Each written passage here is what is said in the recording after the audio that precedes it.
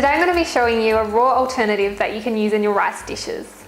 I'm going to be using parsnips, and like all raw dishes, this provides a great opportunity to add more vegetables into your diet.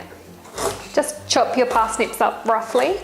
Now I'm just going to pop that all into the food processor, and I'm going to add some chopped cashews, some cold pressed sesame oil, and some light miso paste. Now I'm going to blitz that up until it's nice and fluffy. You might want to scrape down the sides in between just to make sure everything gets blended properly. There you have it, a recipe for raw rice which you can use in your conventional dishes to replace rice, such as in stir fries or rice salads.